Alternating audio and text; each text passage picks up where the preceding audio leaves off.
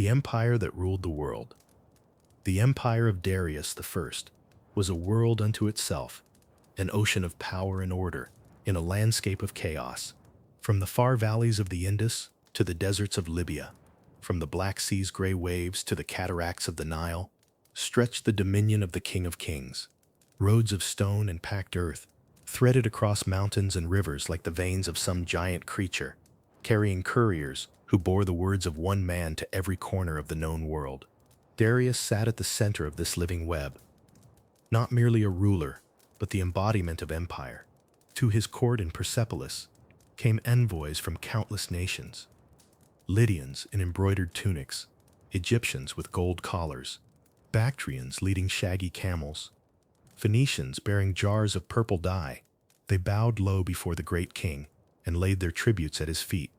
Silver, cedar, ivory, silk, in that shimmering hall of polished stone and carved bulls, the wealth of continents converged. Yet for all its magnificence, Persia's strength was built not only on conquest, but on administration. Darius had forged unity out of diversity. He divided his dominion into satrapies, each governed by a satrap whose loyalty was secured by royal inspectors known as the eyes of the king. Taxes were levied with mathematical precision. Roads and canals bound peoples together. Even the coinage carried his name and face, the golden daric, symbol of an empire that measured its order in metal and decree. Still, the great king's ambition knew no walls. Empire was a hunger that fed upon itself. Each horizon conquered revealed another beyond it, a fresh edge of the world to be tamed. Darius looked westward, beyond the Ionian coast where the Aegean broke into 1,000 glittering islands, and he saw not submission, but defiance. Those western lands were strange. Their people, the Hellenes, lived in small, quarrelsome cities. Athens, Sparta, Eretria, and many more. They fought as fiercely against each other as against outsiders. Yet they shared a language, a pantheon, and above all, a dangerous idea that no man, however powerful, was born to rule all others. It was an idea that Darius could not tolerate. Disorder, he believed, was sin, and freedom, as the Greeks understood it, was merely disorder, given a noble name. Reports reached Persepolis of merchants who mocked Persian customs, of philosophers who argued that kings were unnecessary, of soldiers who refused to kneel. To Darius, such arrogance was not just insolence, it was contagion. If left unchecked, it might infect his western satrapies, even the loyal cities of Asia Minor. The empire's peace depended on obedience, and obedience required fear. Thus began the slow turning of the imperial machine. Orders went out along the royal road from Susa to Sardis, summoning governors, fleet commanders, and tribute collectors. Shipwrights were told to prepare triremes in Phoenicia, smiths to forge spearheads in Cilicia, scribes to draw up lists of men and grain. The preparations were vast yet methodical, invisible to those who would soon face their weight. In private, however, Darius's purpose was more personal. He had not forgotten the insult of Athens. Years earlier, when the Ionian cities had rebelled against his rule, it was Athens that had sent ships to aid them. The flames that consumed Sardis had burned his pride as deeply as any wound. Since that day, before each meal, his servant would remind him, "Master, remember the Athenians," and Darius did. Night after night, he walked the terraces of his palace and gazed west. Beyond the Zagros Mountains, beyond the Aegean, lay a scatter of free cities defying his law. He could almost see their lights trembling across the horizon. "Small but stubborn, they are ants," he said once to his generals. "But even ants may bite." His hand tightened around the railing. "We will crush them, not for their power, but for their insolence." The generals bowed. Among them was Artaphernes, his half-brother and satrap of Lydia, who knew the Greeks well, and Datis, the Median commander, whose discipline was legendary. They shared the king's conviction that the western tribes needed a lesson in submission, but beneath their confidence lay unease. The Greeks were unpredictable, brave to the point of madness, skilled at fighting in tight ranks with bronze shields that caught the sun like fire. Persia could field countless men, yet numbers alone did not always command victory. Still, Darius's faith in destiny was unshaken. He saw his empire as the earthly reflection of cosmic order. Asha, the truth and balance upheld by Ahura Mazda, to bring new lands under that order was a sacred duty. Where the king's law is unknown, he proclaimed, lies darkness, and from darkness must come light. Beyond his borders, the Greeks spoke of him differently. To them he was a tyrant cloaked in gold, demanding prostration from free men.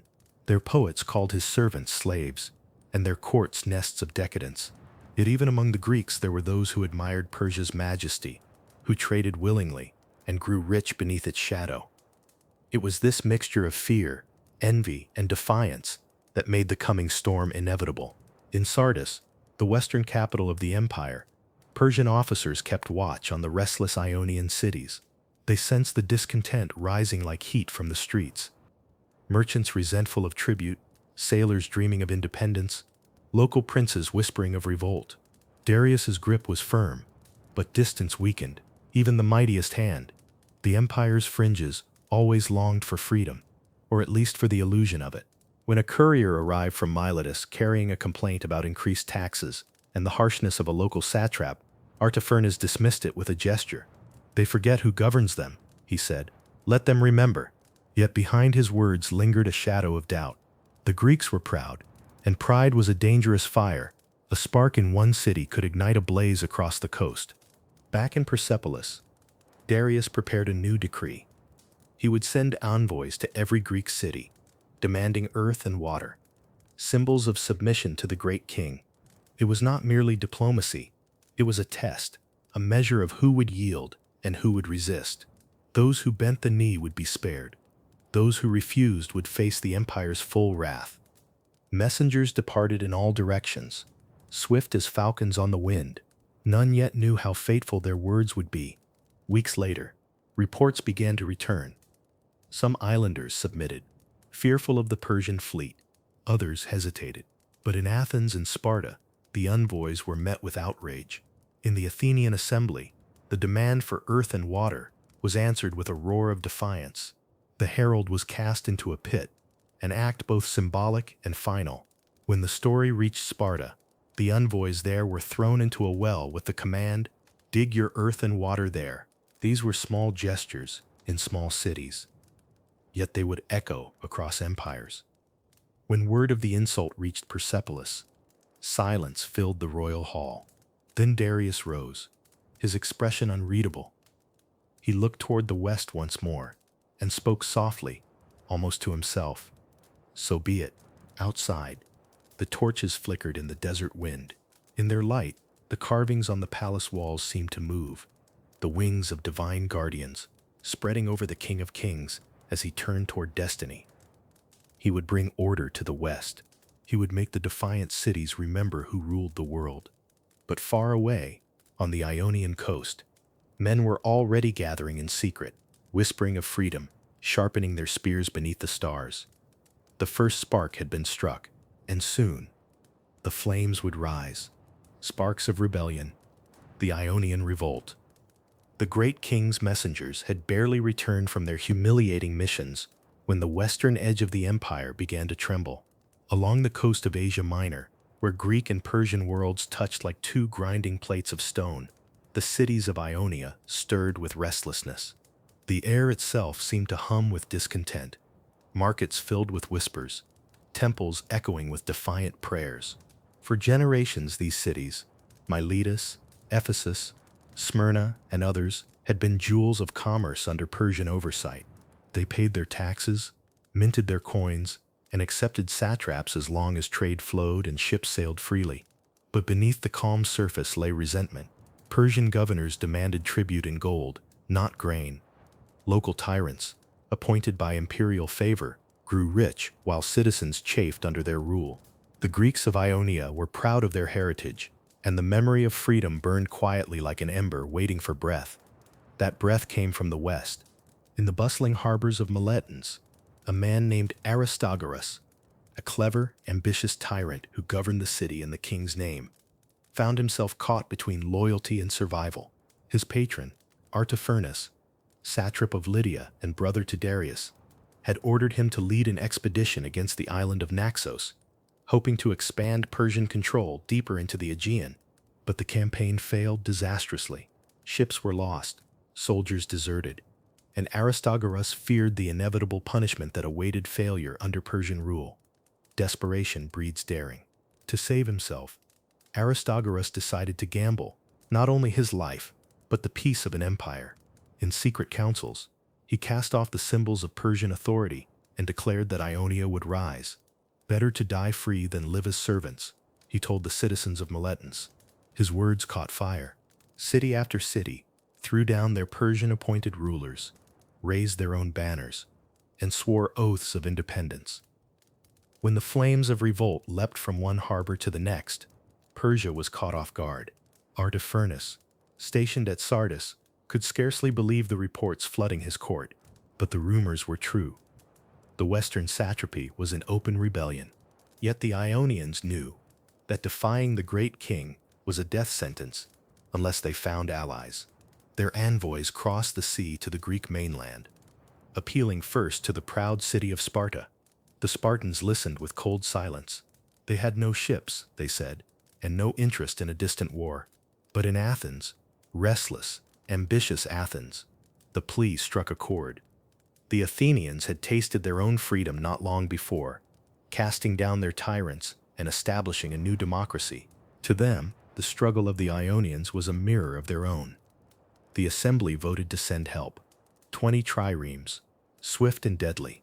It was a small force, but symbolically vast. The first open act of defiance by a free Greek city against the empire of Darius. From Eretria, a smaller ally, came 5 more ships. When the fleet reached the Ionian coast, cheers greeted them from every harbor. Together with the rebels, they struck at the heart of Persian power in the west. Sardis itself, the city, seat of Artaphernes, an emblem of imperial strength, became their target. The attack was swift and chaotic. The Greeks burst through the lower town, their torches lighting the wooden houses and markets. Flames leapt from roof to roof, until the wind carried them toward the temple of Cybele, sacred even to Persians. By nightfall, Sardis was burning. The smoke rose like a black column visible for miles. A pillar of rebellion.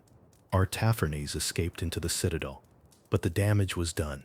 For the first time, the great king's rule had been scorched within his own province. When the invaders retreated toward the coast, pursued by Persian reinforcements, they left behind not victory, but a message. The empire could bleed. News of Sardis reached Darius in Persepolis weeks later. Courtiers fell silent as the scribes read the report. The king listened without emotion, but his eyes hardened. In that vast hall of polished stone, he took up his bow and shot an arrow into the air, praying to Ahura Mazda that vengeance would come upon the Athenians. From that day forward, his servant's daily reminder became ritual. Master, remember the Athenians. The revolt spread wider before the empire could respond. The cities of Caria joined the uprising. Even the island of Cyprus threw off Persian control for a season. For 5 long years, rebellion flared across the coast, like sparks in dry grass. Persian armies crushed one city only for another to rise behind it. The Greeks fought fiercely, their hoplites locking shields in narrow passes, their sailors harrying Persian ships among the islands. Yet they lacked unity. Each polis fought for its own glory, not for a common cause. And Persia learned quickly. Darius sent his most capable commanders, Datis, Artaphernes, and the admiral Autonus, to methodically reclaim the coast. At sea, the Persian navy, built from Phoenician and Egyptian ships, gradually drove the Greeks back. On land, disciplined infantry and swift cavalry overwhelmed the scattered resistance. When the city of Miletus finally fell, the punishment was merciless. Its walls were torn down, its people enslaved, its harbors sealed. The cradle of the revolt was turned to ruin. In Athens, news of Miletus's destruction struck like thunder. The citizens gathered in the assembly, their faces pale with horror. The playwright Phrynichus, who dared to stage a tragedy about the city's fall, was fined for reminding the people of their grief. Yet beneath their mourning stirred something deeper than fear, something close to resolve. They understood now that their act of aid had not been forgotten. They had lit a fire in the heart of an empire, and that empire would come for them. Across the Aegean, Darius's vengeance took form. He ordered new fleets to be built, larger than before. Engineers measured coastlines, cartographers mapped the islands, and soldiers were recruited from every satrapy. Artaxerxes rebuilt Sardis stronger than ever, a symbol that rebellion would always be met with iron. But not everyone in Persia celebrated. Some advisors whispered that the Greeks were not worth the cost of conquest, that their rocky land held little wealth. Their cities were too fractious to rule. Darius ignored them. This was no longer about territory. It was about pride, justice, and divine order.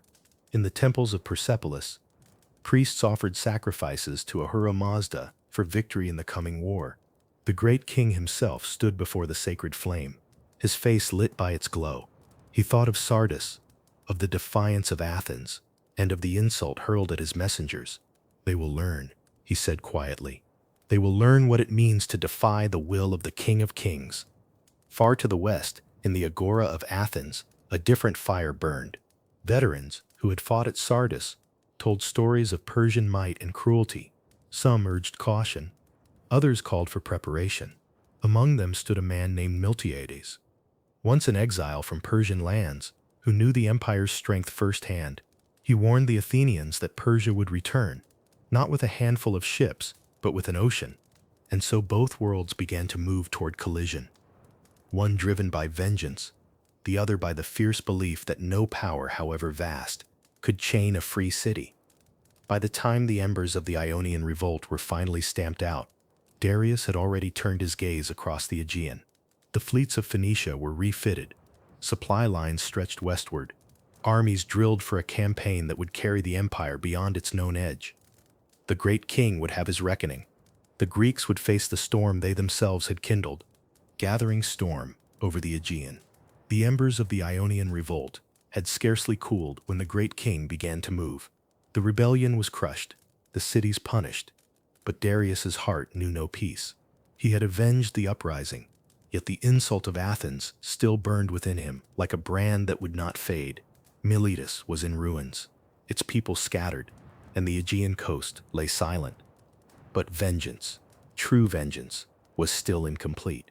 "Master, remember the Athenians," whispered his servant before each meal. And Darius nodded, as if those words alone fed his will.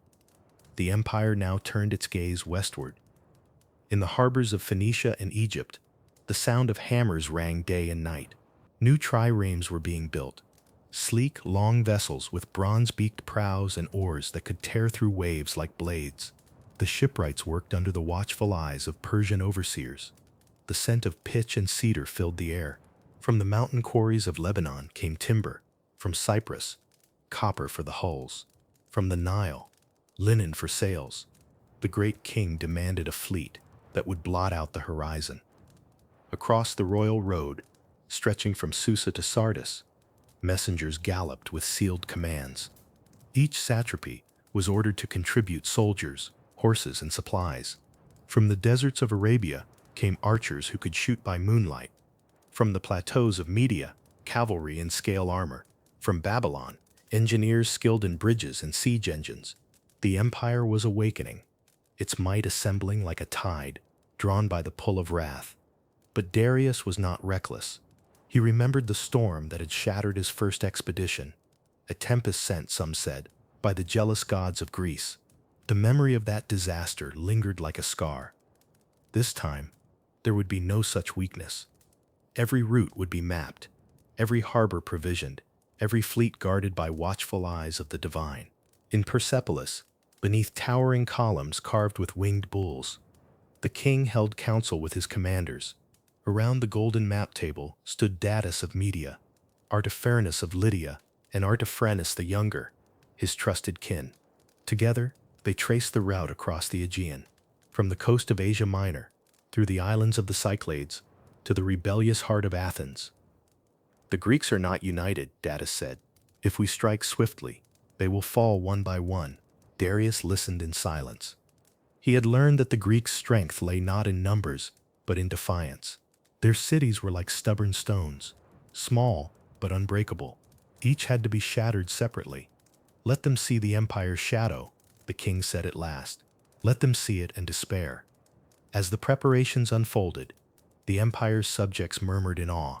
Never before had such a host been assembled for a single purpose. Along the coasts of Asia Minor, villagers watched as fleets filled the horizon, black sails stretching across the sea like wings of a vast bird. Markets overflowed with provisions. Priests made sacrifices to Ahura Mazda for calm winds and victory. The great king himself oversaw rituals of purification. Before the sacred fire, he offered gold and incense, praying that the truth of order Asha might triumph over the chaos of rebellion. For Darius believed his mission divine, not merely to punish Athens, but to restore balance to the world. And yet, beyond the empire's borders, the Greeks told another story. In Athens, the news of Persian preparations spread like a dark rumor. Traders from the east whispered of fleets gathering in Phoenicia, of satraps calling up soldiers by the tens of thousands. The Athenians, who had once cheered their victory at Sardis, now felt a chill in their bones. Their alliance with the Ionians had brought glory for a moment, but now the reckoning approached. The city buzzed with argument and anxiety. In the agora, citizens debated whether the Persians would come at all. Some scoffed, claiming that no army could cross so vast a sea. Others urged the people to prepare. "Darius remembers," they said. "He never forgets." Among them, a familiar voice rose. Miltiades, the former tyrant of the Chersonese, who had once served under Persian command before fleeing to Athens. He knew the empire's strength firsthand, and he warned the assembly in grave tones. "Do not think the king's hand is far," he told them. "When Persia strikes, it does not strike lightly. You have angered the master of half the world. His vengeance will come by sea, and it will be swift." Many dismissed him as a fearmonger. Yet even as they argued, the Aegean itself seemed to change. Fishermen spoke of distant sails seen at dawn, of foreign ships scouting the islands. On the island of Naxos, villagers watched as Persian envoys landed to demand tribute. The refusal they gave would cost them dearly. When the storm broke, it came first for the islands. The Persian fleet, led by Datis and Artaphernes, swept across the Cyclades like a plague of locusts. Naxos was burned to the ground, its temples desecrated. Delo, sacred to Apollo, was spared, an act of calculated mercy to win the favor of the gods. But others were not so fortunate. City after city submitted or was destroyed. The empire's reach grew longer with each wave that struck the shore. For the Persians, this was not merely conquest, it was preparation. Each island subdued became a stepping stone, each harbor a forward base for the greater invasion to come. By the time the fleet anchored off the coast of Samos, the sea itself seemed to belong to Darius.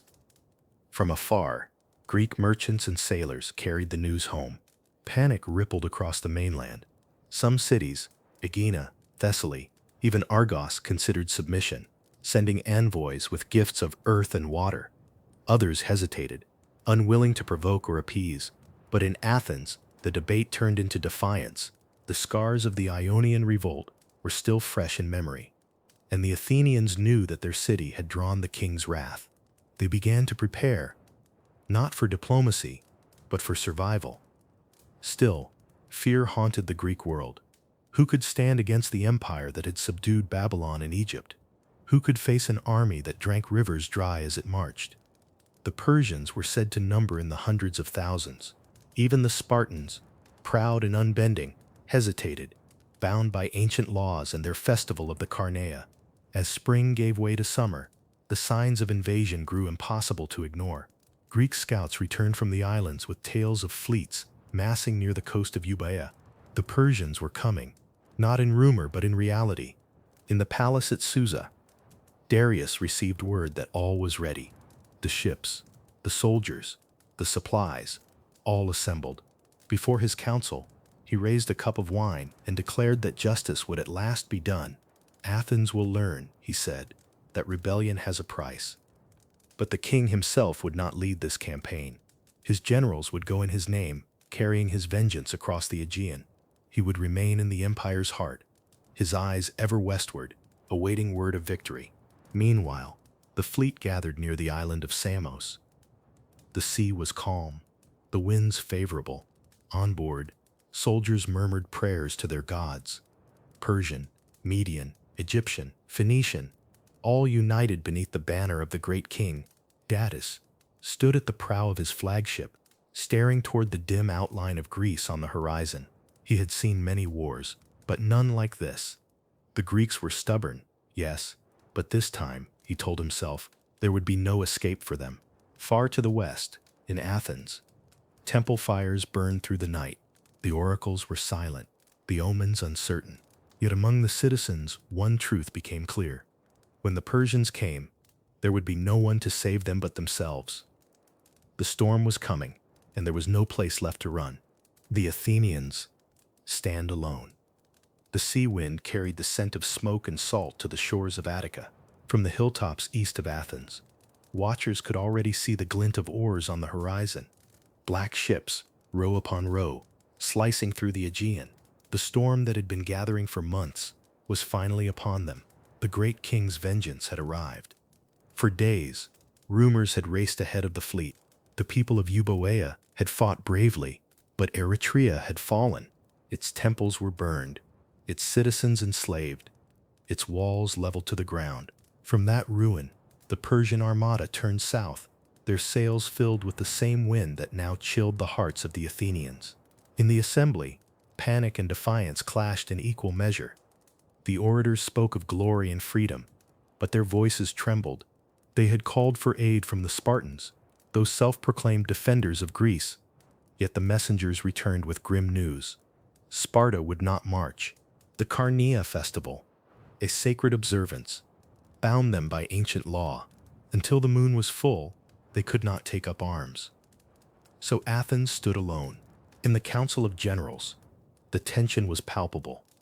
10 strategoi, each representing one of the city's tribes, argued through the night. The old walls echoed with their voices, some urging caution, others demanding immediate resistance. The Persians are too many, one said. We cannot hope to face them in the open. Let us fall back and defend the city. Another slammed his fist upon the table.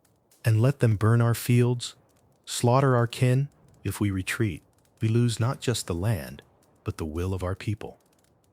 Then Miltiades rose, once an exile, now a commander, returned by necessity.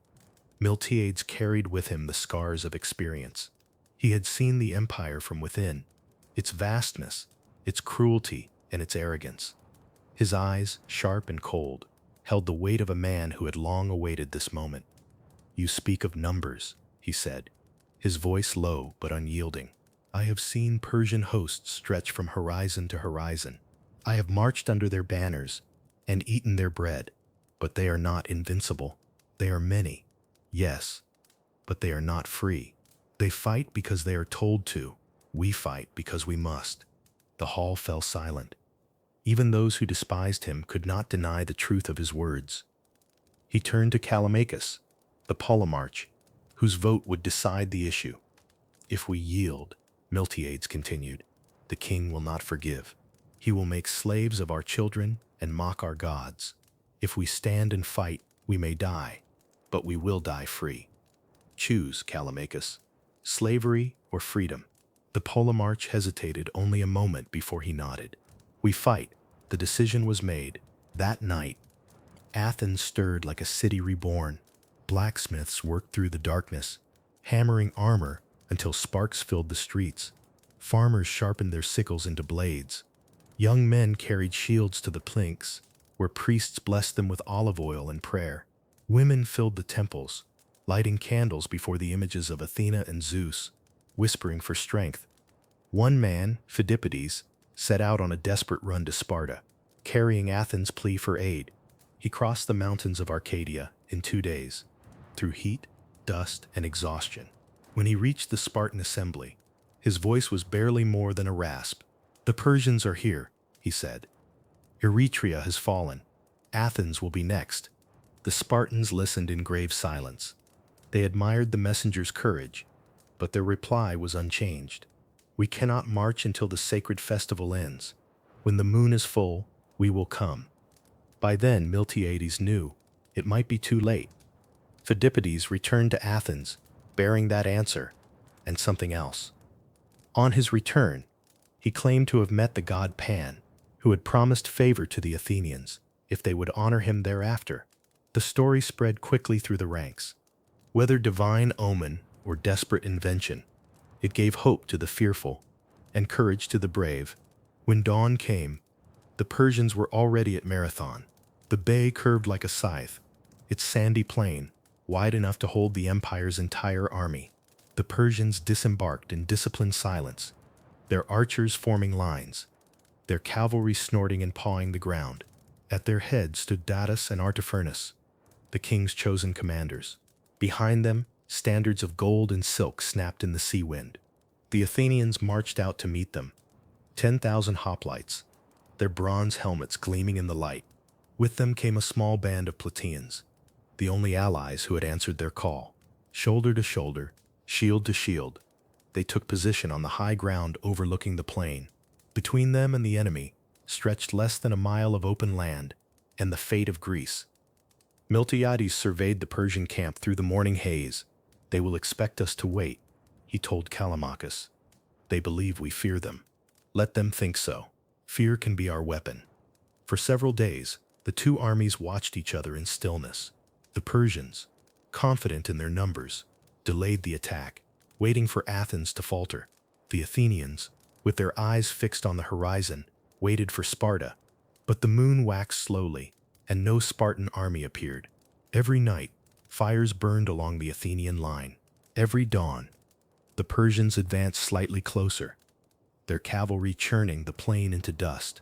Morale strained like a bowstring. Men whispered of Eretria, of betrayal, of the futility of defiance. Yet Miltiades walked the camp each evening, speaking quietly to his soldiers. "You have no walls here," he reminded them. "Your shields are your walls. Behind you stands not just Athens, but every free city of Greece. If we fall here, they fall with us." The love. Then came a sudden shift. The Persian cavalry. Once the terror of the plain was gone, scouts reported that the horsemen had embarked again on the ships, perhaps to sail around Cape Sunion and strike the undefended city from the rear. Miltiades' mind moved swiftly. He saw what others did not. "They mean to take Athens while we stand here," he said. "If they sail now, our city will burn before we can return. There is only one way to stop them." He turned to the generals. "We attack now." The council wavered. To charge across the plain against archers and cavalry seemed madness. But Miltiades' eyes held no doubt. "We fight on our ground, not theirs. Their center is strong, but their wings are weak. We will strike both flanks at once and close upon them like a trap." The plan was audacious, almost reckless, but it was all they had. The decision was made. The time for waiting was over. At dawn, the Athenians formed their line, 10 tribes in equal depth, the Plataeans on the left. Miltiades rode before them, his armor bright in the early light. He looked upon his soldiers, not professional warriors, but potters, farmers, fishermen, and saw in their faces the same resolve that had driven him here. "Men of Athens," he said, "today we stand alone, but what we do here will echo through all Greece. Fight not for glory or for gold. Fight for your freedom, for your children, for the city that gave you life." From the plain below came the beating of Persian drums, deep and relentless. The sun climbed higher. The moment had come. Miltiades raised his hand. 10,000 shields shifted in unison, a wave of bronze and resolve. Then, with a cry that split the air like thunder, the Athenians began to run. The ground shook beneath their charge.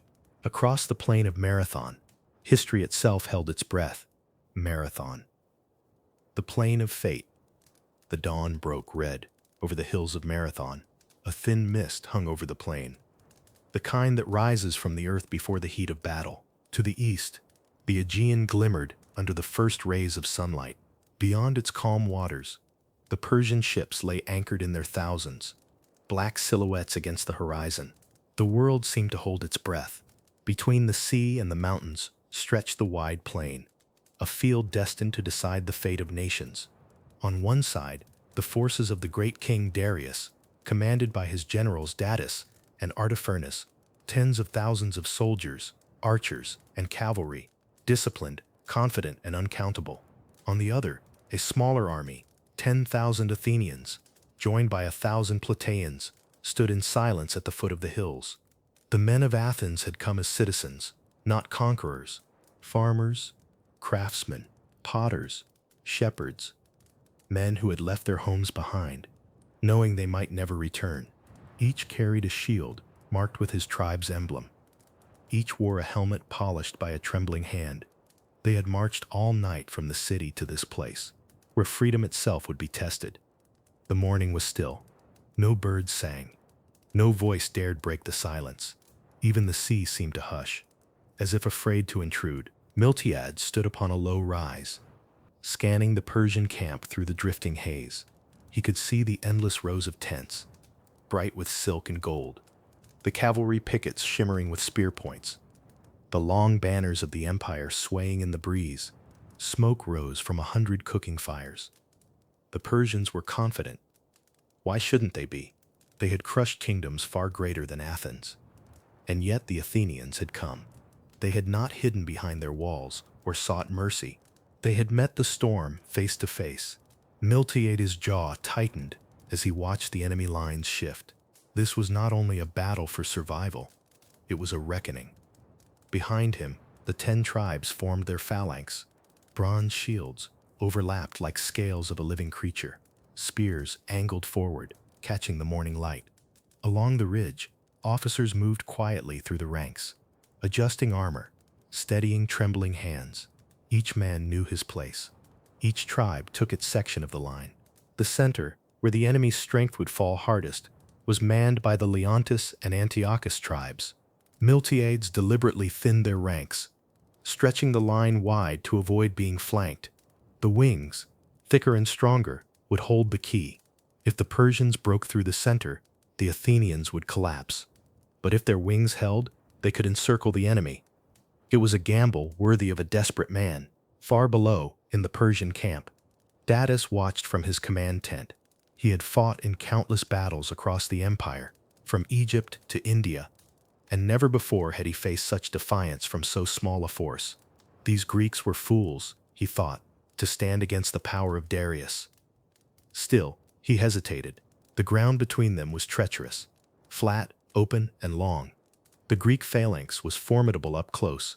Better to let the archers soften them, the cavalry finish them. He would wait for the right wind, the right omen. Victory, after all, was already certain. To his second in command, Artaphernes, he said, "Let them stand there. Let them bake in the sun. By tomorrow, their courage will wither." But courage was the one thing the Athenians had in abundance. Shields. Sweat beaded on foreheads beneath bronze helmets. Some whispered prayers to Athena, others to Ares. The priests moved along the lines, burning incense and sacrificing a goat to the gods. But when the priest slit the final throat and the blood spilled upon the earth, the animal gave no struggle, a sign, they said, that the gods favored them. Miltiades watched the omen and felt a cold resolve settle over him. He turned to Callimachus, the polemarch. "Now is the time," he said. Callimachus nodded, his eyes calm. "Then let it be done." The signal was given. Horns sounded across the plain, deep, resonant, echoing against the mountains. The phalanx stirred like a waking beast, shields locking tighter, lines straightening.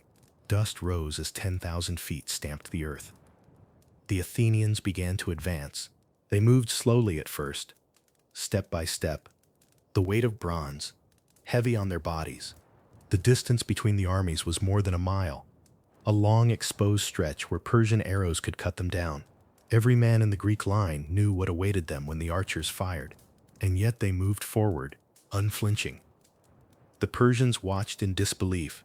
Never had they seen men charge an army so vast, so calmly, so deliberately.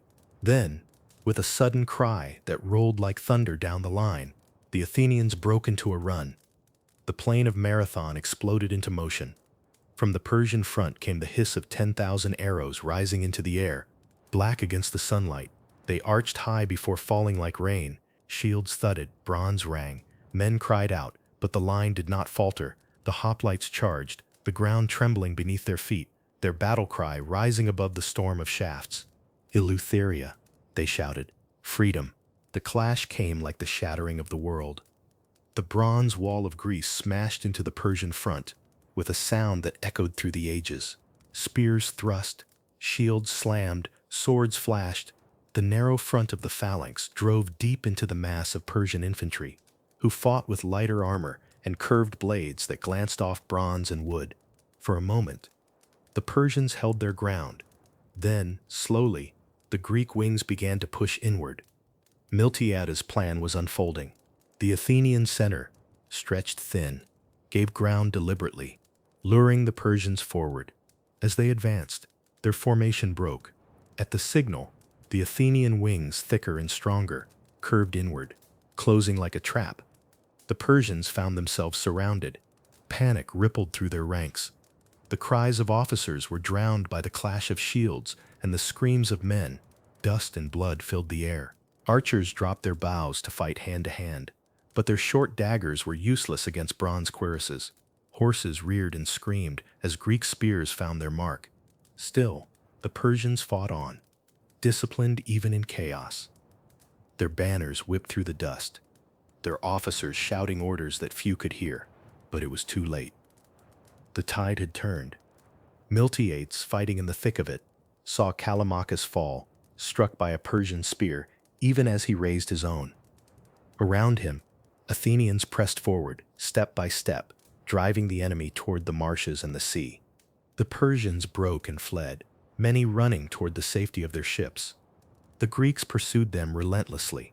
Some waded into the shallows, dragging down fleeing men as others tried to cut the mooring ropes of the ships.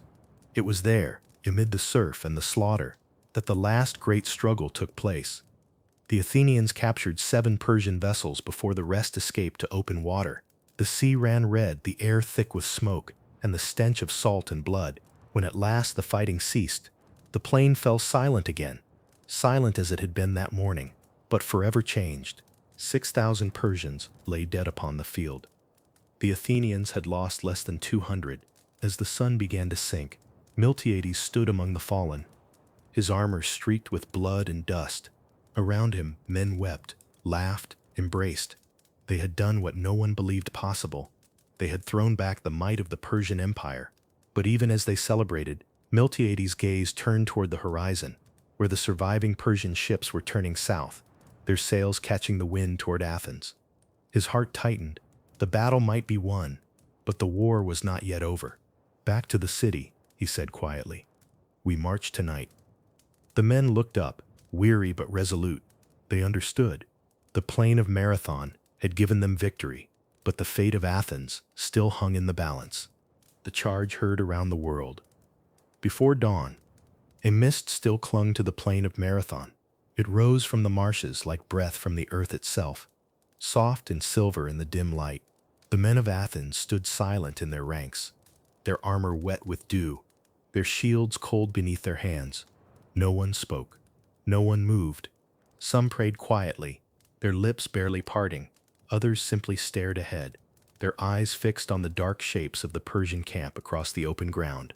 Between them stretched nearly a mile of flat land, bare, exposed, and deadly.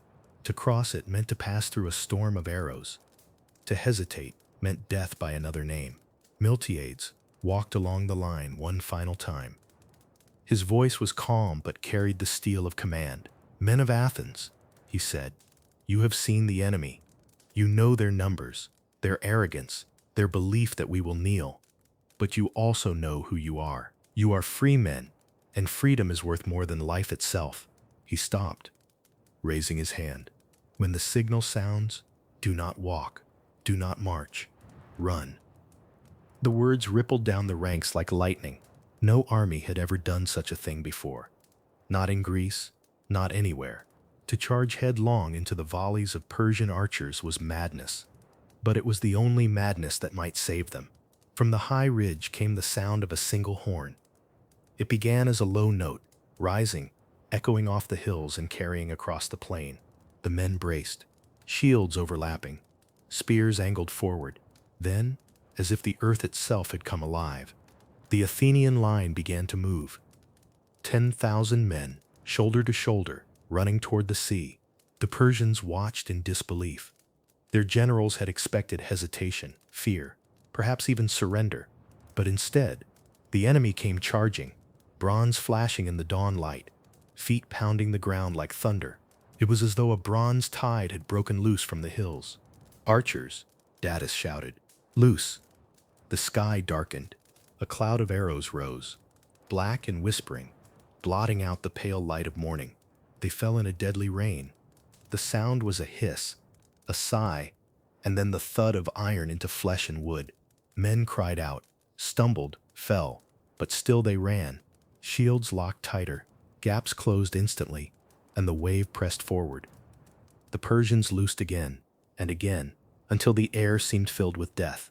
But the Athenians, their armor heavy and hearts hammering, closed the distance with terrifying speed. The archers had time for one final volley before the bronze wall slammed into their front line. The impact was like the breaking of a storm. The first ranks of Persians collapsed under the weight of the phalanx. Greek spears thrust forward, shattering shields and bodies alike. Bronze clanged against iron. Wood splintered. Men screamed. The disciplined order of the Persian front disintegrated as the wall of hoplites drove through them with unstoppable force. The Persians had never faced anything like this. They were warriors used to mobility, to cavalry, to archery, to softening their foes from a distance. But now, trapped in close combat, their light armor and curved blades were useless against the unyielding bronze and iron of Greek spears and shields. For every Greek that fell, 10 Persians went down before him. The dust rose thick, the sun glinting off thousands of weapons as the plain became a maelstrom of chaos. Callimachus, the Polemarch, fought near the right wing, his helmet plume trailing red in the air. He raised his spear and struck down an enemy officer, only to take a wound himself moments later. Yet he fought on, shouting hoarsely, "Forward, for Athens! Push them into the sea!"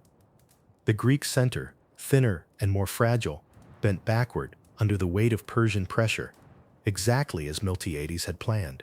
The Persians, believing the line was breaking, surged forward, their confidence renewed. They pushed deeper, splitting the Greek formation, eager for the kill. That was their mistake. At Miltiades' signal, the Athenian wings, thicker, stronger, and now enveloping the enemy, pivoted inward. The phalanxes on either side closed like jaws, trapping the Persians in a deadly crescent. Suddenly the invaders, who had believed themselves the hunters, found they were the prey. Surrounded on 3 sides, the Persian front dissolved into confusion. Their officers shouted orders no one could hear. Arrows flew wildly, cutting down friend and foe alike. The sound was deafening, the clash of bronze, the screams of the dying, the thunder of shields striking shields. Miltiades fought at the center of the Greek line, his sword flashing as he drove forward through the press. "Hold," he roared. "Drive them back. Drive them to the sea."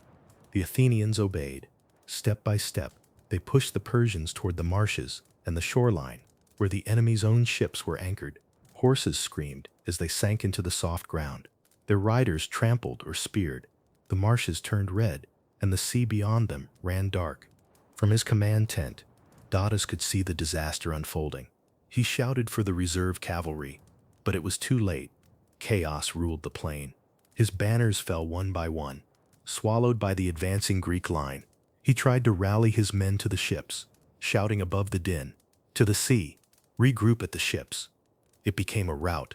The Persians fled toward the beach, throwing down their weapons, stumbling over their dead. The Greeks followed relentlessly, cutting them down as they ran. The surf crashed crimson against the sand as men fought among the waves.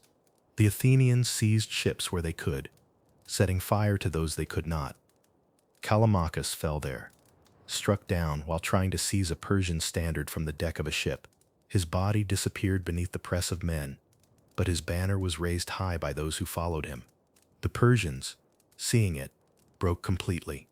Panic swept through the survivors like wildfire. In a matter of hours, the army of Darius, the mightiest in the world, was in full retreat.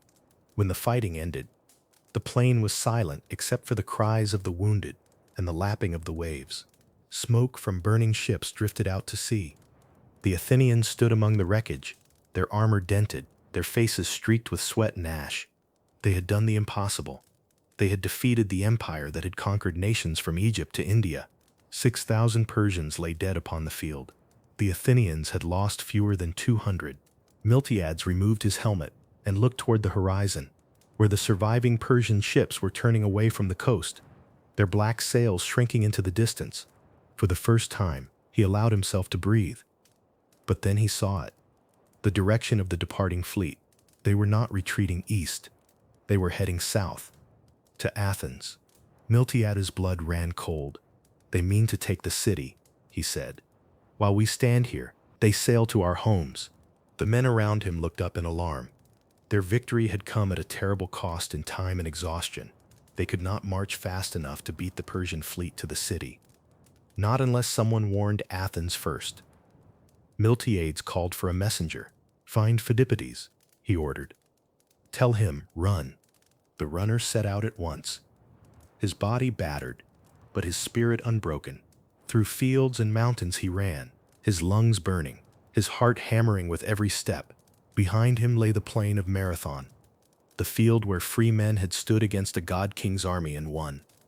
As he neared the city, the sun already setting behind the hills, he stumbled through the gates, calling out with the last of his breath, "Rejoice, we conquer!" Then he fell, and in that moment, a new legend was born. The legend of Marathon, the victory that echoed across the ages, the charge that proved courage could defy an empire, the turning of the tide. The plain of Marathon had become a furnace of dust and blood. The morning sun now stood high, glaring down on thousands of struggling men. Shields were dented, armor cracked, and the cries of the wounded rose over the clash of iron. The charge that had begun in glory now hung in the balance between triumph and ruin. At first, the Persians had reeled beneath the Greek onslaught, stunned that mere citizen soldiers had dared to rush their lines. But the weight of numbers was immense. Wave after wave of Persians pressed forward, their spears stabbing through the gaps between Greek shields. Slowly, relentlessly, they began to push the Athenian center backward.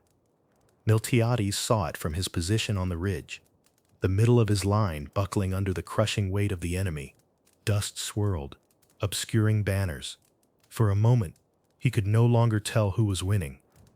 "Hold the center," he shouted, his voice lost in the wind. "Hold the line." In the thick of the fight, the Athenians' breathing came ragged and harsh behind their helmets. Each man fought for the soldier beside him. There was no thought of strategy now, only survival. The Persians pressed harder, their commanders shouting in half a dozen tongues. Bronze met wicker shields. Spears shattered. Men fell screaming underfoot. The Athenian center began to split. For an instant, it seemed that the great gamble, the running charge, the thin middle, would end in disaster. The Persians saw the weakness and surged forward, confident that victory was at hand. They poured into the gap like a river through a broken dam, shouting triumphantly. The banners of Darius gleamed in the sunlight. But Miltiades had foreseen this. The thinning of the center had been his design. His flanks, strengthened at the start of the battle, still held firm. Now he sent runners with a single command, one that would decide the fate of Greece. Close the jaws. The order passed down the line like a spark through dry grass. On the right, the veterans of the Athenian tribe Iontis began to pivot inward, shields overlapping, spears thrusting forward. On the left, the men of Plataea, allies who had marched from their small city to stand beside Athens, did the same. Slowly, deliberately, the two wings curved inward, forming a crescent that wrapped around the Persian advance. The Persians, drunk with the taste of victory, did not notice until it was too late. Suddenly the shouting changed. Confusion rippled through their ranks. The Greeks on either side were no longer retreating, they were closing in. Dust thickened as the horns of the phalanx snapped shut. The invaders were trapped. At once, the nature of the battle changed. What had been a push and counterpush became a slaughter. The Persians fought desperately, their curved sabers flashing, but they could not break the wall of shields pressing in on every side. The air stank of sweat, iron, and death. Men fell without room to fall. The ground itself seemed to move beneath the shifting weight of bodies. Miltiades forced his way into the thickest fighting, his sword red to the hilt. "Forward," he roared. "For your homes, for Athens." His men, hearing his voice, found strength again. The formation tightened. The circle grew smaller. Caught in the trap, the Persians' advantage in numbers became their doom. Their ranks were too dense. They could not maneuver or retreat. The Athenian spears thrust from all sides, methodical and merciless. The plain of Marathon, so quiet at dawn, was now an inferno. Callimachus, bleeding but unbowed, led the right wing with ferocious courage. His shield was painted with the owl of Athena, and its image flashed through the dust like a living symbol. Around him, the men of Athens chanted her name. The cry spread, "Athena, Athena," until the very air seemed to shake with it. The Persians faltered. Their archers could no longer fire. The melee was too close. Cavalry horses, terrified by the press of men and the gleam of bronze, reared and bolted. Riders fell, trampled by their own beasts. The Greek line drove forward again, step by step, every motion a hammer blow. Datis, commanding from the Persian rear, saw the trap closing and sent frantic orders to regroup, but the noise drowned out his voice. Flags waved, horns blared, contradictory signals. The vast imperial army, the pride of Asia, had become a chaos of tongues and terror. Some Persians tried to flee toward the marshes, only to find the ground sucking at their feet. Others turned toward the ships, hoping to reach the safety of the sea. The Greeks pressed after them, relentless, inexorable. The tide had turned, and with it, the course of history. Among the Athenians, exhaustion was total. Arms ached, shields felt as heavy as stone, lungs burned with each breath. Yet they would not stop. Every man knew that the fate of their city, of their children and their gods, rested on that field. To falter now was to invite the ruin of Greece itself. At the center, where the battle had begun to fail, the ground was carpeted with the dead. Here lay Persians and Greeks alike, their bodies indistinguishable beneath the dust. But above them rose the sound of Greek voices, grim, unyielding, and the gleam of their bronze armor shone brighter than ever. Miltiades moved through the carnage, giving orders, rallying stragglers, ensuring no gap opened in the line. When he saw the enemy beginning to break, he knew the moment had come. "Drive them," he cried. "Drive them to the sea." The order swept through the phalanx. With a final roar, the Athenians surged forward, their shields locked, spears thrusting. The Persians turned and ran. Down toward the coastline they fled, tripping over the bodies of their comrades, over weapons and broken wagons. The once mighty army of Darius dissolved into panic. The Greeks pursued them all the way to the shore, where the Persian fleet waited in disarray. Some Persians tried to launch their ships. Others leapt into the surf, desperate to escape. But the Athenians were upon them. The battle raged now in the shallows, men fighting knee-deep in blood-tinged water, bronze clashing against iron as waves crashed around them. Callimachus was struck down there, his spear still in his hand, while trying to seize an enemy banner. His men raised it in his honor, the owl of Athena fluttering in the sea wind. To the Athenians, it seemed that even their goddess fought beside them. By midday, the field and the shore alike belonged to Greece. Smoke from burning ships drifted over the bay, and the cries of the wounded echoed between sea and hills. More than 6,000 Persians lay dead. The Athenians counted fewer than 200 of their own, fathers, sons, and brothers whose names would live forever. Yet there was no time for triumph. As Miltiades stood on the beach, watching the surviving Persian vessels regroup and turn their prows southward, his triumph turned to dread. The ships were not retreating east to Asia. They were sailing toward Athens itself. He called his officers to him. Their faces were drawn, their armor streaked with blood and salt. "They mean to strike the city," Miltiades said. "While we fight here, they sail to our homes." A hush fell over the men. They had given everything to win the battle. Now they would have to march, or run, to save what they had fought for. Miltiades pointed toward the hills. "Send a runner. Phidippides, he knows the road. Tell him, the city must not despair. Tell him Athens lives. The messenger nodded once and was gone, vanishing into the dust and heat of the afternoon. Behind him, the exhausted soldiers began to gather their gear, preparing for the march back. They had won a battle for the ages, but the war, Miltiades knew, was not yet over. He turned once more toward the sea, where the black-sailed ships of Persia were already distant shadows on the horizon. The tide had turned at Marathon, but the current of destiny still ran swift.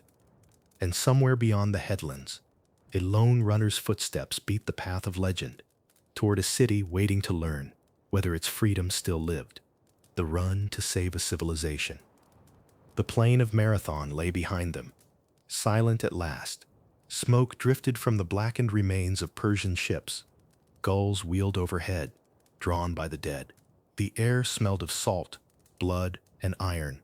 The Athenians had won a miracle, a victory no one in the known world would believe until they saw it with their own eyes. But there was no time to celebrate. On the horizon, the Persian fleet was still visible, its sails catching the afternoon wind. It was not retreating eastward to Asia. It was heading south, toward Athens itself. Miltiades watched grimly from the shoreline as the last of the enemy vessels vanished around the cape. His men stood around him, battered, bleeding, and utterly exhausted. "They mean to strike the city," he said quietly. "While we stand here, they sail to our homes." A murmur ran through the ranks. The Athenians had fought with every ounce of strength they possessed. Many could barely lift their shields, let alone march another step. And yet their victory would mean nothing if the Persians reached the undefended city first. Miltiades turned to his officers. "We cannot rest. We march now." "But the men are spent," one of them protested. "They've given everything." Miltiades' eyes hardened. "Then they will give more, because what waits beyond those hills is all we have left to defend." The Athenian army began to move. Their armor was dented, their sandals torn, their faces streaked with grime and salt, but they marched. The road to Athens stretched for 40 kilometers, over ridges, through fields, and across dry riverbeds. Every man carried the weight of exhaustion like a stone inside him. They did not march in formation now. The phalanx was broken, reduced to a column of staggering, silent figures. Some leaned on their spears as they walked. Others used their shields as crutches. Yet no one fell behind. Somewhere near the front, Miltiades kept the pace, limping from a wound in his leg. He looked neither left nor right. Every step was a prayer that they might reach the city before the Persian fleet rounded the headland. Above them, the sun sank low, burning red in the west. Shadows lengthened across the fields. The men's breath came ragged, but still they moved. Far ahead, one runner broke away from the ranks. A messenger, chosen for his endurance, for the strength of his spirit, if not his body. His name was Phidippides, and his task was the greatest ever given to a single man. Miltiades grasped his shoulder before he left. "Go," he said simply. "Tell them the truth, that Athens still stands. Tell them we have won, but the danger is not over. Tell them to hold the walls." Phidippides bowed his head. "I will." And then he ran. He ran not for glory, not for legend, but for survival. The road before him blurred into dust and heat. His sandals beat the earth in a steady rhythm. Faster, faster, until the world around him was nothing but the pounding of his heart and the rasp of his breath. He had done this before. Only days earlier, he had run to Sparta and back, seeking aid that never came. Now he ran once more, his legs screaming in protest, his mind fixed on one thought: Athens must not fall. Behind him, the army followed as fast as it could, but Phidippides flew ahead, a lone spark racing against the shadow of an empire. As he ran, the land seemed alive with echoes of the battle. He passed the bodies of Persians who had fled into the hills, the glint of discarded armor catching the fading light. Farmers and shepherds emerged from hiding to stare in disbelief. "What has happened?" they cried. "We have won," he shouted without slowing. "Athens has triumphed." Word spread before him like wildfire.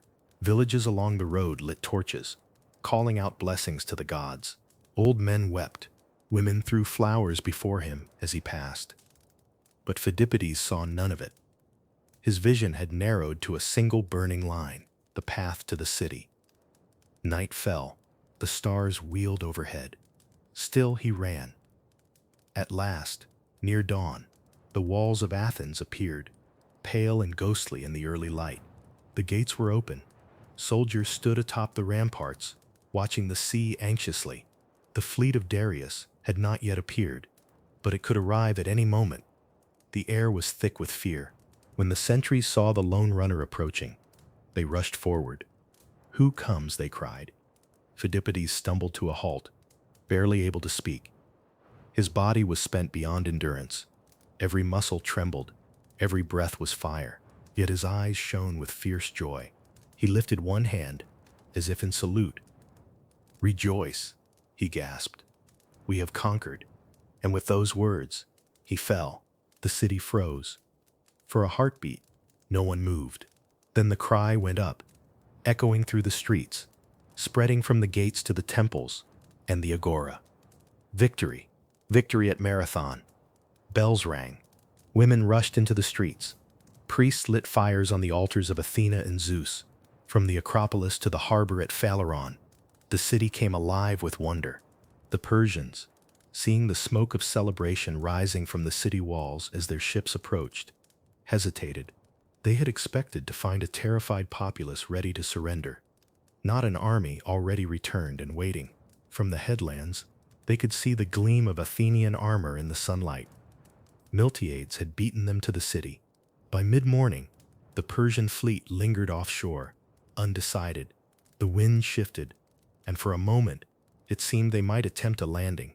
But the sight of the Athenian army, drawn up in full array along the coast, broke their resolve. They turned their ships eastward and began to sail for home. When the sails finally vanished over the horizon, a roar went up from the men. The gods themselves, they believed, had fought beside them. Athens had been saved, not by numbers, not by wealth, but by courage, speed, and the will of free men who refused to yield. Miltiades stood on the beach, his face drawn but calm. Around him, the soldiers who had marched all night sank to their knees, laughing, weeping, and praying in the same breath. "It is done," one whispered. "The city lives."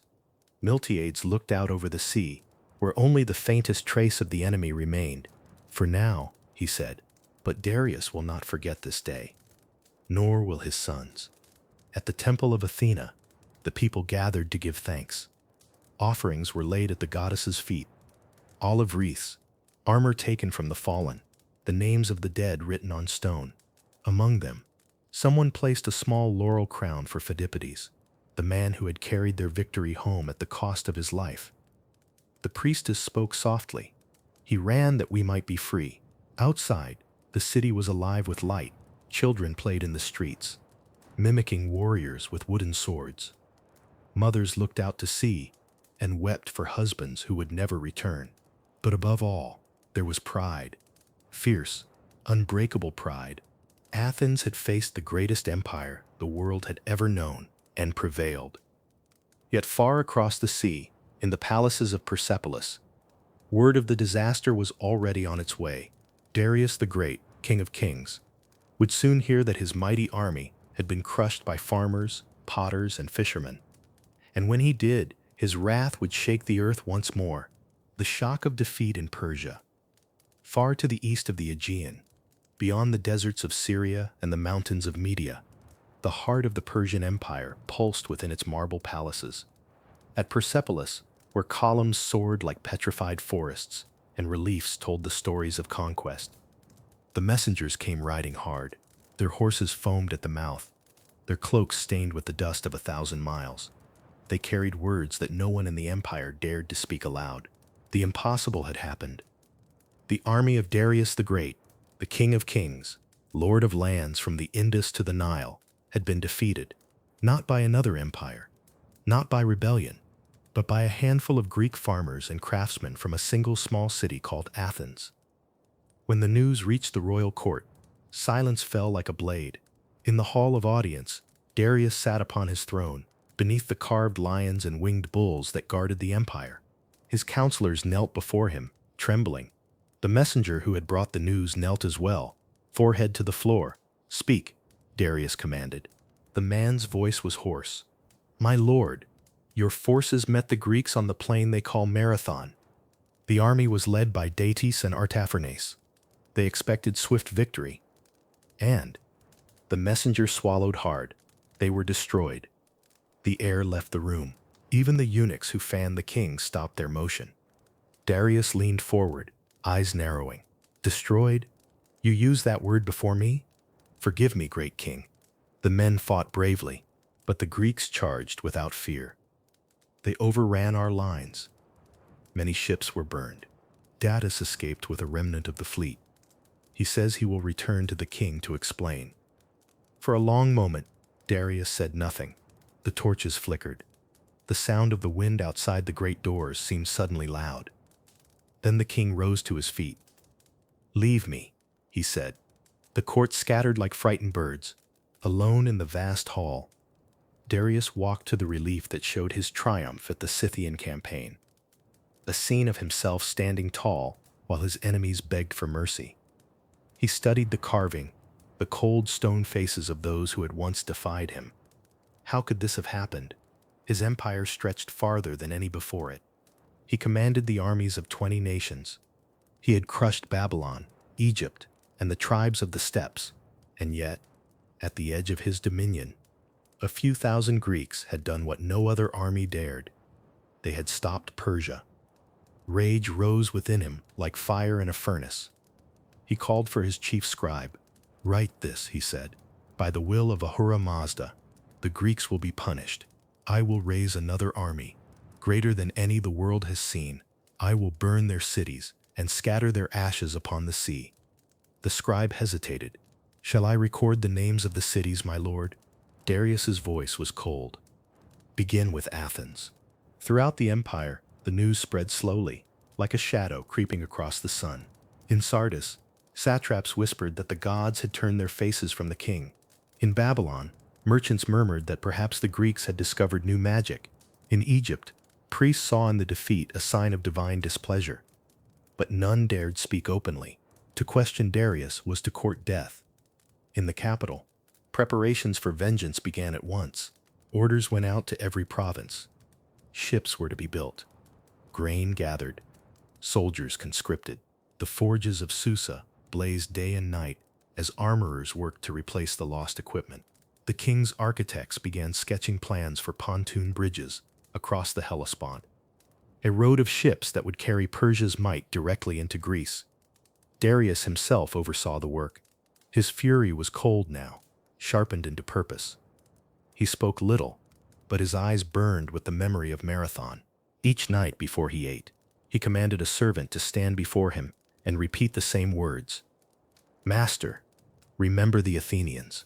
And he did, every day. Yet the defeat haunted him.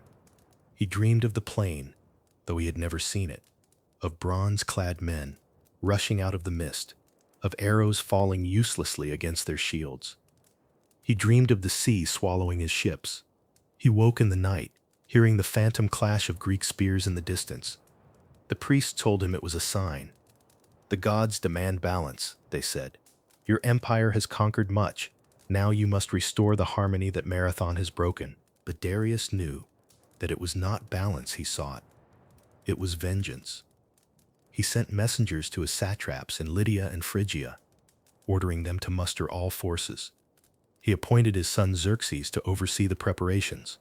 "You will finish what I began," he told him. "You will make the sea boil with our ships. You will teach these Greeks what it means to defy a god-king." Xerxes bowed deeply. "It will be done, father." As the months turned to years, the machinery of empire ground relentlessly forward. Thousands of men were drafted from every corner. Persians, Medes, Egyptians, Phoenicians, even Scythian horsemen. Engineers built vast supply depots along the royal road, and shipwrights from Tyre and Sidon constructed the fleet that would carry the invasion. But fate, like the sea, is fickle. Before the preparations were complete, Darius fell ill. Some said it was the weight of his own anger that broke him. Others whispered that the gods themselves had struck him down for his pride. On his deathbed, the great king summoned Xerxes once more. "Do not forget Marathon," he rasped. "Do not let the Greeks think the empire forgets. Cross the sea, my son. Crush them. Burn their temples. Bring me their submission, even from beyond the grave." Xerxes placed his hand over his heart. "I will remember." When Darius died, the empire mourned for 30 days. His body was laid in a tomb carved into the cliffs of Naxxarustam, his likeness towering above, forever holding the bow of conquest. Yet even in death, his vow lingered. The memory of Marathon was a wound that would not heal. Under Xerxes, the preparations continued with renewed fury. The bridges across the Hellespont were rebuilt after storms destroyed them, rebuilt again when they collapsed. Canals were dug through Mount Athos to spare the fleet from treacherous waters. The world had never seen such an army. Hundreds of thousands of soldiers marching under banners of every color. A host so vast that rivers were said to dry as they drank, all for one purpose: to erase the humiliation his father had suffered at the hands of a small, defiant city on the edge of the world. In Persepolis, scribes recorded the lists of nations that would join the campaign: Egypt, Babylon, Media, Bactria, Phoenicia, a roll call of the earth itself. And in the temples, sacrifices were made to Ahura Mazda to ensure the gods favored Persia's vengeance. But among the courtiers, there were whispers. "The gods gave Marathon to the Greeks," they murmured. "Perhaps the winds of fate have turned." Xerxes ignored them. He would succeed where his father had failed. He would drown Greece beneath the tide of empire. Yet beyond the empire's borders, in the free cities of the Greek mainland, word of Persia's preparations spread like a coming storm. Athens rebuilt its walls, strengthened its navy, and forged uneasy alliances with its rivals. For the Greeks, Marathon was not merely a victory, it was a warning. The empire would return, and when it did, the fate of freedom itself would hang once more in the balance. The plain of Marathon had seen the first blow. The next would fall at Thermopylae, and at Salamis, where the sons of those who fought at Marathon would face the might of Persia again. But for now, the empire seethed in silence, its forges hot, its armies growing, its king dreaming of revenge. The shock of defeat had passed. What remained was the determination to erase it forever. The legacy of Marathon. In the years that followed the thunder of Marathon, the plain grew quiet again. The sea winds swept across the long grasses where once men had clashed in bronze and blood. The bones of warriors lay beneath the soil, and the olive trees whispered their names. For the Athenians who survived, every sunrise was a reminder of what they had done and what they had nearly lost. The victory was small in numbers, but vast in meaning. It was not simply the triumph of one city over another, or even of one culture over another. It was the victory of the free mind against the weight of empire, of citizen against subject, of courage against inevitability. Marathon became more than a battle. It became a statement. The Persians had come believing that the world itself was theirs to command. They brought gold, silk, and soldiers from 100 lands, expecting submission as naturally as sunrise. And yet, on that narrow plain by the sea, the tide of empire broke upon the will of men who had never learned to kneel. To the Athenians, the victory was both miracle and revelation. For the first time, they felt the strength of what they were. Not merely a city, but a people united by choice, not by fear. The citizen soldiers who fought at Marathon were bakers, potters, farmers, and stonemasons. They fought not for tribute or for a king's favor, but for their families, their fields, and the fragile idea that no man should call another his master. When the heralds carried the news back to Athens, the city erupted in celebration. Bells rang from the Acropolis, and fires blazed on the hills to signal the victory. Mothers wept for sons who would never return, but their tears were mixed with pride. The fallen were not mourned as victims, but remembered as founders, the first guardians of a new world. From that day onward, every child born in Athens grew up beneath the shadow of Marathon. The names of the dead were carved in stone, recited in the assembly, honored in song and story. The Athenians built a mound on the battlefield to house the remains of their warriors, so that all who passed might know what had been done there. Above it, an inscription: "Here lie the men who fought for Hellas, against the men of Asia." The simplicity of the words belied the enormity of the act. In Persia, the loss festered like a wound. Darius's rage gave birth to Xerxes' ambition, and soon the empire would rise again, greater and more terrible than before. But Marathon had changed something fundamental. The Greeks no longer saw the Persians as gods in human form. They had looked into the face of the greatest empire on earth, and it had blinked. The memory of Marathon bound the Greek cities together in a way that no treaty ever could.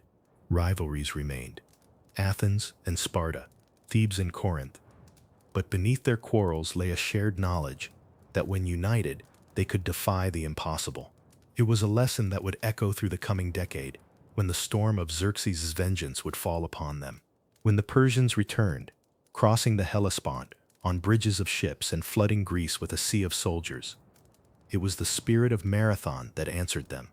It was that same defiance that stood at Thermopylae with Leonidas and his 300, and that same courage that manned the triremes at Salamis, where Greek oars cut through Persian ships like scythes through wheat.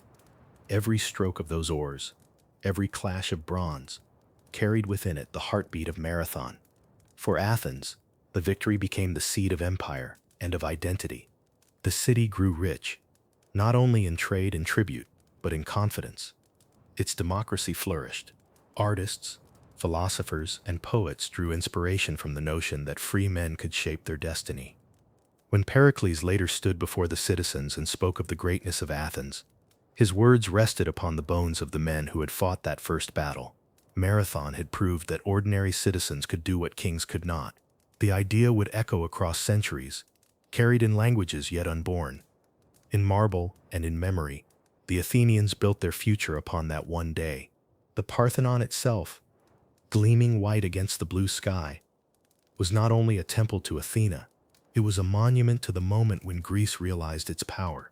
The goddess of wisdom had watched over them at Marathon, and the people had answered her call with courage. But the legacy of Marathon was not only Athenian, nor even Greek. It was human. It marked the first great stand of freedom against domination, of choice against command.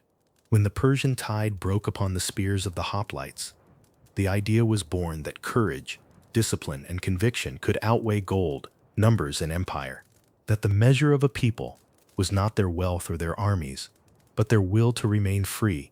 Centuries later, when philosophers spoke of liberty, when republics rose from tyranny, when men and women stood against impossible odds for the right to govern themselves, Marathon whispered behind them. It was there in the speeches of Pericles, in the pages of Herodotus, in the marble of Athenian tombs, and the pulse of the Western world that followed. Every cry for freedom since has carried, in some distant echo, the sound of Greek shields striking the earth on that fateful morning. Still, for those who had been there, the memory was not glory, but ghosts. Veterans of Marathon walked through the agora in silence, their eyes older than their years. They knew what victory had cost. They had seen friends fall, heard the screams of men crushed beneath shields, smelled the blood that soaked the earth. Yet they also knew it had been worth it, for in that terrible hour, when the sun rose over the plain and the fate of their city hung by a thread, they had discovered something larger than themselves, something that could not be conquered, not by kings nor by armies. That something, that unyielding belief in freedom, would outlive them all. When the poet Simonides wrote of the battle, he said, "If to die nobly is the greatest part of virtue, then they achieved it, leaving behind immortal fame." His words were carved into the stone of memory. Generations later, when new invaders came and new battles were fought, the Greeks still looked back to Marathon. Even Alexander, the conqueror, who would one day bring down the Persian Empire entirely, paid homage at the site before beginning his own campaign eastward. He saw in those fallen Athenians the spark that would ignite his own destiny, the union of courage and vision that could change the world. And so, though the men of Marathon are long gone, their victory remains eternal. The plain is still there, quiet and sunlit, where the sea meets the land. Travelers who walk it can almost hear the faint echo of running feet, the cry of warriors, the clash of bronze and iron. The winds that sweep across the field carry more than salt and dust. They carry the breath of a moment when humanity stood up and declared itself free. That is the true legacy of Marathon. Not the broken spears, not the fallen empires, but the awakening of an idea that freedom, once kindled, cannot be conquered. And as long as men and women remember that, as long as they are willing to stand, even alone, for what they believe, the spirit of Marathon will never die.